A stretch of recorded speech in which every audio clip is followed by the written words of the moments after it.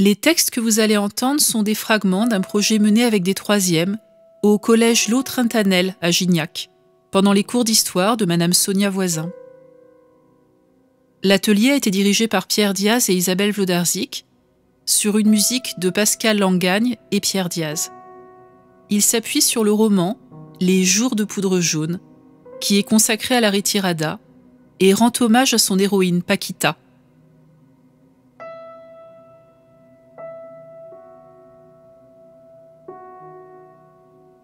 Il fait nuit. Je suis dans ma chambre et j'entends les bruits de la guerre, inquiète.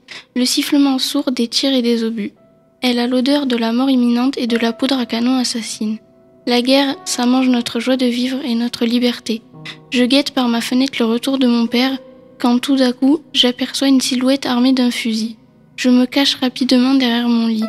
À présent, je ne vois plus que les ombres menaçantes des arbres éclairés par le croissant de lune, semblable à une lame de couteau acérée. Mon père a fait irruption dans ma chambre. Les franquistes ont gagné, il faut fuir. Je rassemble quelques affaires que je garde depuis que je suis née et mon collier porte-bonheur. Dans la panique, je cours réveiller mes sœurs. Puis, je remplis un sac en y fourrant leurs habits. Il fait à peine jour. Je traverse en posta, peut-être pour la dernière fois. Dans la foule, j'aperçois des membres de ma famille, des amis. Je me remémore tous mes souvenirs avec eux. Je ne les reverrai peut-être plus jamais. Il y a peu encore, pendant que je surveillais mes sœurs en train de jouer au milieu d'un parc de la ville, je discutais avec mes amis, sans avoir peur de la guerre, comme si elle ne nous touchait pas. Notre marche est sans fin. Cela fait maintenant 4 jours que nous marchons dans le froid glacial en essayant d'éviter les bombes, en nous bouchant les oreilles car le bruit des avions est assourdissant. On dort peu, parfois on court, des gens meurent, les vieillards et les estropiés n'arrivent plus à avancer. Il faut marcher dans l'incertitude, je ne sais pas où on va, personne ne le sait vraiment. Je ne sais pas si je vais survivre, ni si mes sœurs auront assez de force pour braver cet enfer. C'est une marche vers l'espoir, celui de retrouver une vie normale après cette guerre atroce.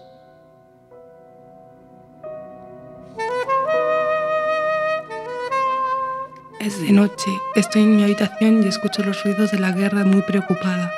El silbido sordo de los disparos y los obuses. Tiene el olor de la muerte inminente y del polvo de cañón asesino. La guerra se come nuestra alegría de vivir y nuestra libertad. Vigilo desde mi ventana el regreso de mi padre cuando de repente veo una figura armada, con una escopeta. Me escondo rápidamente detrás de mi cama. Ahora solo veo las sombras amenazantes de los árboles iluminados por la media luna, similar a una afilada hoja de cuchillo. De repente entra mi padre en mi habitación. Los franquistas han ganado. Hay que huir. Il fait nuit, je suis dans ma chambre et j'entends les bruits de la guerre triste, des tirs proches, des cris de peur. Elle a l'odeur de la trouille affolante et de la mort inespérada.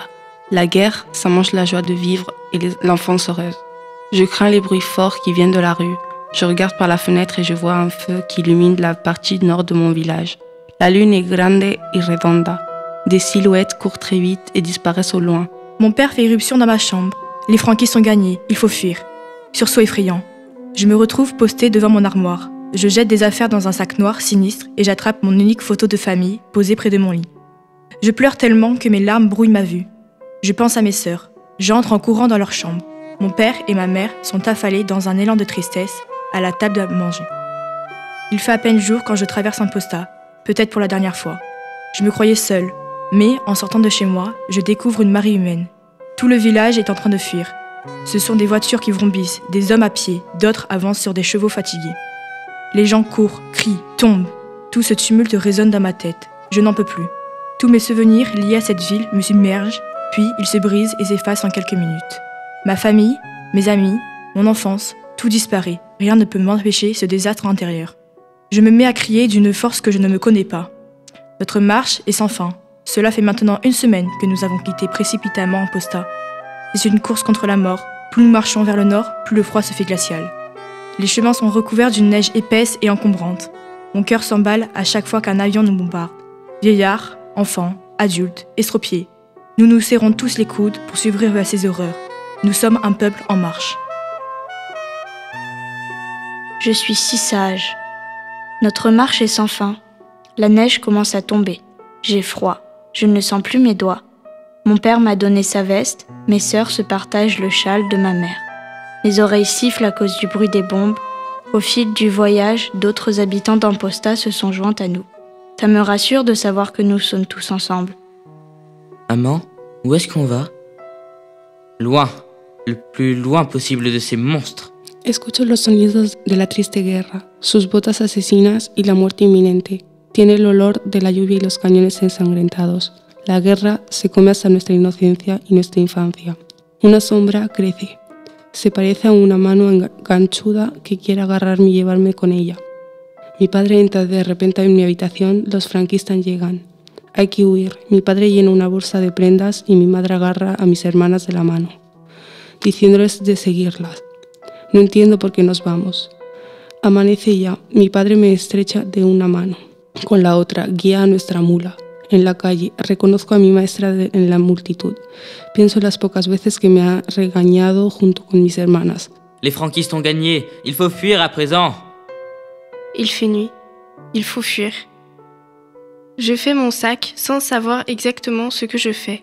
Je prends ma peluche, quelques vêtements et mon bracelet porte-bonheur. Mes sœurs pleurent. Il fait à peine jour, je traverse Amposta, peut-être pour la dernière fois. Je regarde autour de moi, nous ne sommes pas les seuls à partir. Je croise le regard de ma meilleure amie, elle pleure elle aussi. Je passe devant une ruelle familière.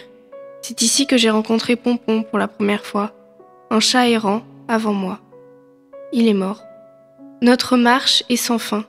Devant moi, des personnes contournent des cadavres gelés. Le bruit des bombardements est atroce. Ma mère nous donne des bâtons. Il faut les mordre pour protéger nos oreilles. J'entends les bruits de la guerre omniprésente, ceux des bottes martelant le sol et des cris lointains. Elle a l'odeur de la poudre et des cendres encore fumantes. La guerre, ça mange l'espoir et l'envie de vivre. Je suis dans mon lit. L'obscurité et la lune me tiennent compagnie. J'écoute le moindre craquement, je me recroqueville dans mes draps. Seul le bout de ma tête et mes yeux en dépassent. Je vois des ombres sculptées par la lumière de la lune, celle d'un épouvantail que je prends pour un homme. La guerra huele al horror de las batallas y las rosas que se marchitan. La guerra se come el amor y la familia. Le temps s'arrête quelques secondes et je réalise ce qui est en train de se passer. J'ai l'impression d'être dans un cauchemar éveillé. Dans cette foule, je reconnais un garçon que je connais bien. Il est franquiste et me regarde partir. J'ai honte de fuir.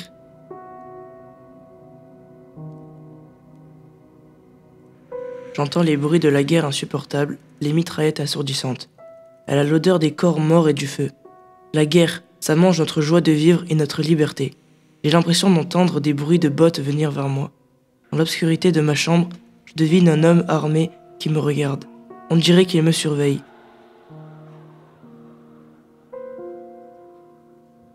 Des soldats avec leurs bottes, des cris de personnes apeurées, c'est la nuit, avec son odeur de mort angoissante, et celle des feuilles qui se décomposent dans l'humidité du sol. La guerre a mangé les beaux jours de l'hiver. Je suis paralysée, je ne bouge plus d'un pouce. J'entends des bruits indistincts. Ce sont des hommes qui marchent dans les flaques d'eau, des corps qui tombent sur le sol humide. Je deviens folle.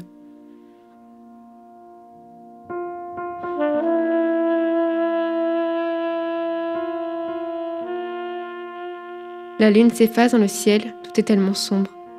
Je sens la mort venir nous chercher à pas rapide. Je suis à bout de souffle, la peur m'envahit. Je sombre dans la folie. Il fait à peine jour, les hommes courent, crient, la ville est devenue une marée humaine. Nous ne cessons plus de marcher, les uns derrière les autres. On suit sans savoir où nous allons. Les hommes et les femmes pleurent, je m'accroche à ces bruits. Notre monde est sans fin, le froid est insoutenable. La neige tombe à gros flocons. Le bruit des avions qui larguent leurs bombes est affreux. Je me bouche les oreilles.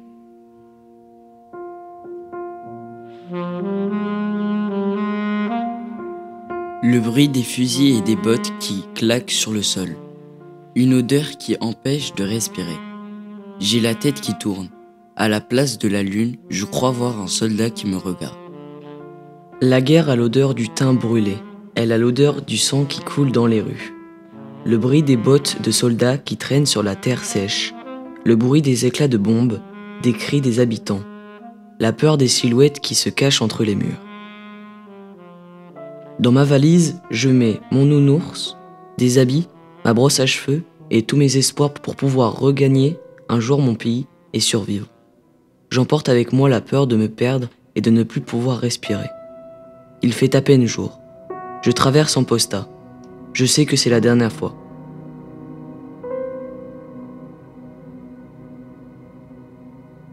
Elle a l'odeur du sang et des glycines joyeuses. Elle fait un bruit habituel et incessant depuis 3 ans. Elle forme une ombre maléfique qui ressemble à un serpent qui est prête à me sauter dessus. Quand le soleil se lève, je réalise que c'était une hallucination.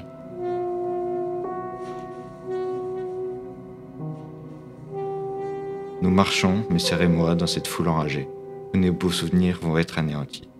Je pense à notre futur sans savoir ce que demain sera fait.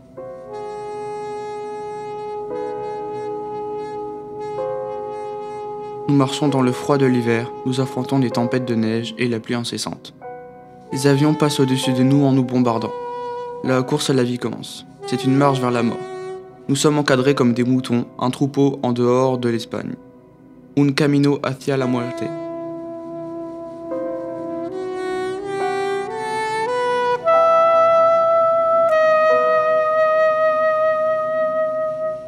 La guerre, ça mange l'espoir et les rêves, l'odeur de la mort foudroyante.